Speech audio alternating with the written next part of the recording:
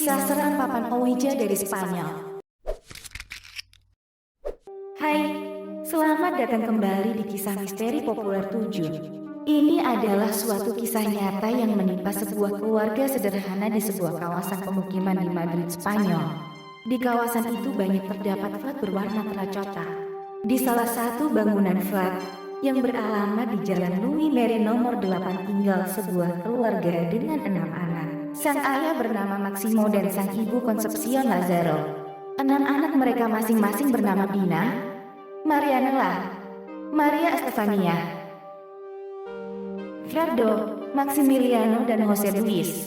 Suatu hari di tahun 1990, sang ibu Concepcion Lazaro menerima kabar ayahnya yang sudah sepuh sekarat di rumah sakit. Bersama suami dan anak-anaknya mereka kemudian menjenguk sang ayah yang sudah terbaring lemah di atas tempat tidur. Sebenarnya hubungan Concepcion dengan ayahnya buruk, setiap bertemu keduanya selalu bertengkar. Meski tidak diketahui pasti apa penyebab hubungan buruk keduanya. Orang-orang bilang perselisihan mereka karena masalah ekonomi. Entah mengapa ayah Concepcion tidak pernah bisa memaafkan anak perempuannya itu. Akibatnya pria itu pun membenci ke-6 anak Concepcion yang merupakan cucunya sendiri. Setiba di ruang rawat, satu persatu cucu mendekati kakek mereka di tempat tidur dan mencium pipinya. Tapi si kakek sepertinya tidak mau melepas kebenciannya meski maut sudah diambang pintu. Ketika cucu ketiga Maria Estefania menciumnya si kakek, dengan suaranya yang lemah mengucapkan sesuatu yang kejam di telinga cucunya. Jika aku tidak bisa menyakitimu di dunia ini, aku akan menyakitimu nanti dari dunia lain. Pernyataan penuh ancaman yang membuat bulu kuduk merinding. Tapi untunglah Maria Estefania tidak terpengaruh dengan perkataan itu. Maklumlah dia remaja berusia 16 tahun selalu gembira, selalu sibuk dan berbagai rencananya termasuk sibuk dengan sekolah dan teman-temannya. Estefania nama yang cantik, nama yang sebenarnya berasal dari nama Yunani Stepani, yang berarti mahkota. Estefania bersekolah di Colegio Publico Aragon yang jaraknya tak jauh dari flat tempat tinggalnya. Pada bulan Maret 1990, seperti biasa Maria Estefania berangkat ke sekolah. Semuanya terlihat biasa saja seperti hari-hari sebelumnya. Sekolahnya tampak biasa, begitu juga teman-teman dan guru-gurunya. Estefania tentu tidak pernah menyangka hari itu akan jadi awal yang mengerikan bagi dirinya dan keluarganya. Saat jam pelajaran kosong, teman Estefania mengajaknya bermain papan Ouija. Estefania dan dua murid laki-laki yaitu Juan dan Antonio, si pemilik papan Ouija, siap bermain.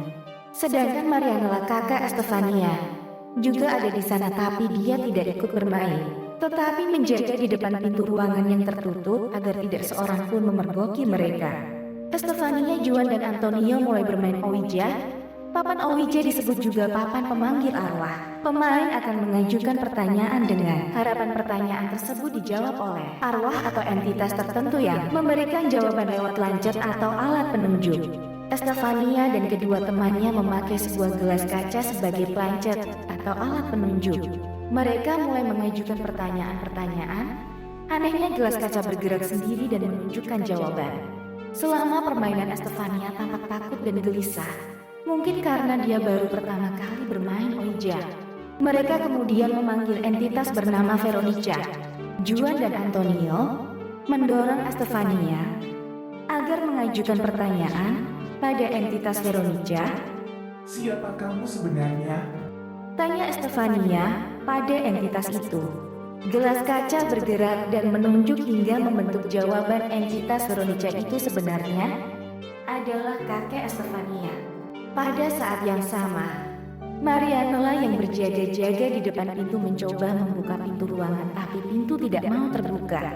Marianela mencoba lagi tapi pintu tetap tertutup. Akhirnya Marianela menggedor-gedor pintu yang didengar seorang guru bernama Dolores Molina. Ibu guru Dolores segera mencoba membuka pintu dari luar. Pada saat yang sama terjadi hal aneh, tiba-tiba gelas kaca pecah berhamburan dan mengeluarkan asap. Tirai di jendela ruangan naik turun dengan sendirinya, dan rak bergerak sendiri menghalangi pintu. Memandangi pintu, Estefania menjerit histeris. Asap itu masuk ke hidungnya. Juan, Antonio dan Marianela menyaksikan semua itu. Mereka kemudian menyingkirkan rak yang menghalangi pintu dan mencoba membuka pintu. Kali ini pintu terbuka, dengan mudah ibu guru Dolores masuk dan begitu melihat papan Oja dia marah dan mematahkannya. Murid-murid diperintahkan segera kembali ke kelas masing-masing. Sejak peristiwa di perpustakaan itu, Maria Estefania berubah, dia jadi sensitif dan cepat marah. Setiap malam dia tidak bisa tidur karena selalu diganggu mimpi buruk. Dalam mimpinya itu seperti ada bayangan gelap yang memanggil-manggil dirinya. Selanjutnya, tidak hanya di dalam mimpi, Estefania mulai melihat langsung bayangan-bayangan itu mengikutinya di dalam rumah. Bayangan-bayangan itu berbisik padanya agar Estefania mengikuti mereka. Hal yang lebih buruk mulai terjadi. Estefania mengalami kejang-kejang seperti kesurupan 15 hingga 20 menit. Dari mulutnya terdengar suara menggeram dengan bahasa yang tidak dimengerti keluarganya. Ketika sadar, Estefania mengaku dia seperti berada di koridor panjang penuh asap dengan suara-suara yang berbisik padanya. Kondisi Estefania semakin hari semakin memburuk. Suatu malam, Marianela yang sekamar dengan Estefania melihat adiknya itu terangkat dari tempat tidur dan melayang beberapa saat. Sang ibu Concepcion juga menyaksikan saat Estefania menyetrika di kamar mandi. Gadis itu menjerit karena melihat bayangan hitam. Begitu Concepcion masuk ke kamar mandi, mendadak suhu dingin, bahkan setrika yang tadinya panas menjadi dingin. Pada saat yang sama pintu kamar mandi terbanting dan tertutup rapat. Sang ayah Maxima berusaha membuka pintu berkali-kali tapi gagal. Saat dia bersiap menendang pintu, tiba-tiba pintu terbuka dengan sendirinya. Melihat kondisi Maria Estefania yang semakin buruk, hanya ada satu cara, orang tuanya membawanya ke dokter. Mereka khawatir jangan-jangan Estefania menderita epilepsi seperti Concepcion sang ibu.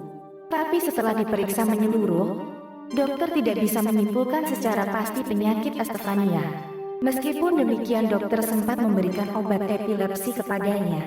Tapi sayangnya pengobatan dokter tidak berhasil, kondisi Estefania tidak berubah. Perkataannya semakin aneh, dia mengatakan jika dia mati agar foto dirinya dan ayahnya dipasang di peti matinya. Pada bulan Juli 1991, Estefania kembali kesurupan dan menyerang kakaknya.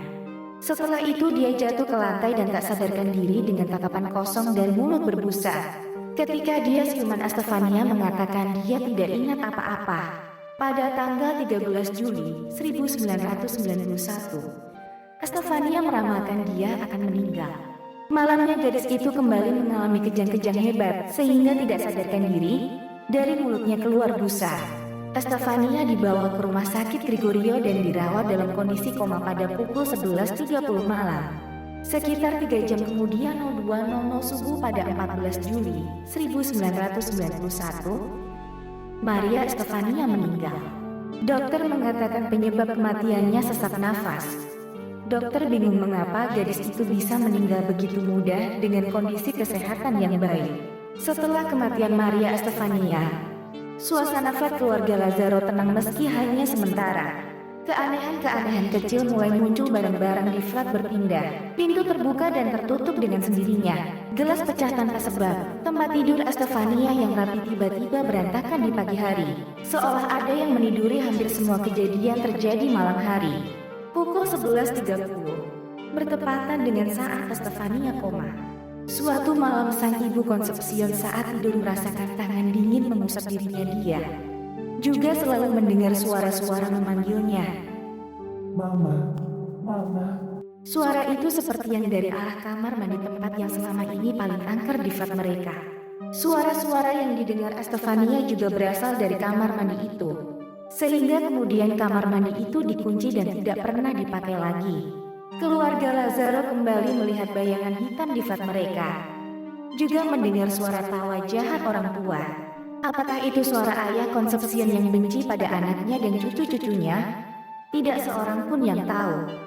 Gangguan semakin menjadi-jadi ketika kekuatan-kekuatan yang tidak kelihatan itu mulai mendorong anak-anak, melempar seekor anjing mereka ke udara, bahkan menahan tubuh Concepcion ke tempat tidur, juga melempar kepala seorang anak dengan gelas. Pintu dibanting semakin keras, salib terbalik, dan suara ketukan semakin kuat. Anjing mereka ikut menggonggong dengan riuh. Akhirnya karena ketakutan, seluruh keluarga memindahkan kasur ke ruang tamu supaya mereka bisa tidur bersama. Mereka menutup pintu menuju lorong dengan perabotan besar supaya entitas yang tidak kelihatan itu tidak bisa masuk. Tapi sudah pasti tindakan itu tidak berguna. Kekuatan itu bisa melemparkan apa saja termasuk barang-barang berat sehingga pintu kembali terbanting dan terbuka lebar. Akhirnya, keluarga Lazaro memanggil paranormal dan cenayang untuk membantu mengatasi kondisi di flat mereka. Banyak pihak yang berusaha mencari keuntungan dengan meminta bayaran besar untuk mengusir entitas yang ada di flat mereka. Paranormal dan cenayang mengatakan kamar mandi berfungsi sebagai portal atau pintu masuk entitas itu dari dimensi lain. Sebab itu, suasana kamar mandi terasa paling angker dan suhunya dingin sekali. Mereka juga menyebutkan ada berbagai entitas bersemayam di flat itu termasuk ayah Concepcion. Namun sayangnya mereka gagal mengusir entitas tersebut. Terbukti gangguan di flat itu berlanjut terus. Memasuki bulan November 1992, suasana sangat menegangkan. Suatu malam Mariano dan Dina melihat entitas hitam tanpa wajah dengan tubuh berduri melata di lantai kamar tidur mereka. Entitas itu melemparkan boneka-boneka yang ada di lantai. Ketika mereka menyalakan lampu, sosok itu hilang. Dan memang kejadian-kejadian aneh lebih banyak terjadi di malam hari saat suasana gelap. Begitu lampu dinyalakan biasanya bayangan-bayangan dan gangguan lenyap. Begitu saja seluruh anggota keluarga akhirnya melihat entitas hitam penuh duri itu. Kehadirannya selalu ditandai dengan suhu ruangan yang mendadak dingin. Seorang anggota keluarga juga melihat entitas memakai baju biarawan. Concepcion yang penasaran pernah mencoba menaburkan tepung di lantai rumah. Keesokan hari dia menemukan jejak sepatu pria di atas tepung itu. Di kesempatan lain saat mereka semua keluar rumah, Concepcion mengikat seluruh pintu dengan tali. Ketika mereka kembali seluruh tali putus, entitas-entitas itu benar-benar menguasai rumah. Pada 19 November 1992, karena tidak kuat lagi dengan gangguan yang semakin hebat, keluarga Lazaro melaporkan hal ini kepada polisi. Saat polisi tiba di alamat mereka, keluarga itu berdiri di luar gedung flat meski udara malam terasa dingin. Mereka takut masuk kembali ke flat akibat gangguan-gangguan tanpa henti. Begitu polisi memeriksa flat, mereka menemukan berbagai keganjilan. Salib di dinding dalam posisi terbalik dan ada bekas 3 cakaran di sebuah poster di dinding yang tidak bisa dijelaskan asal-usulnya. Mereka juga melihat foto Estefania terbakar tanpa merusak bingkai di sekelilingnya. Polisi yang dipimpin oleh inspektur menanyai anggota keluarga satu persatu, dan keterangan mereka semua sama. Saat itu inspektur melihat pintu kloset terbuka dan tertutup sendiri. Beberapa kali ketika pintu itu diperiksa dengan teliti, polisi tidak menemukan hal-hal yang direkayasa, dimanipulasi. Tiba-tiba seorang anggota polisi mendengar suara keras dari arah teras kecil di belakang flat. Polisi bergegas ke sana untuk memeriksa tapi tidak menemukan apa-apa. Tapi pada saat yang bersamaan di taplak meja terbentuk noda seperti lendir coklat. Sayangnya polisi tidak mengambil lendir itu untuk diperiksa di lab.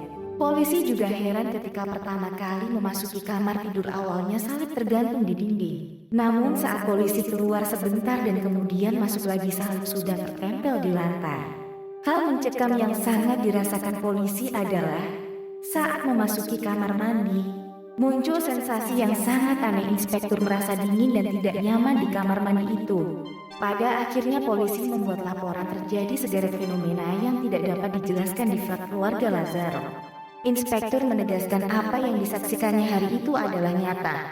Sang inspektur percaya apa yang dialami keluarga Lazaro benar, sebab dia dan anggotanya juga merasakannya kasus yang menimpa keluarga Lazaro. Kasus ini pun diliput luas oleh media pada saat itu. Selain karena kejadiannya sangat mengerikan dan menyebabkan kematian salah satu anggota keluarga yaitu Estefania, peristiwa paranormal ini juga dialami langsung oleh polisi dan diakui kebenarannya. Akhirnya keluarga Lazaro memutuskan pindah dari flat itu. Tapi anehnya keluarga baru yang kemudian menempati flat itu tidak mengalami gangguan apa-apa. Entitas-entitas itu seolah lenyap begitu saja. Pada tahun 2006, dalam sebuah interview dengan media di rumah baru mereka, Concepcion dan Maxima mengatakan mereka sudah bebas dari gangguan entitas. Tapi ketika pihak media memutar ulang rekaman wawancara tersebut, sayup-sayup terdengar suara ganjil yang berkata, Belum. Wah, benar-benar menyeramkan. Sepertinya tanpa disadari keluarga itu entitas mengikuti mereka ke rumah baru.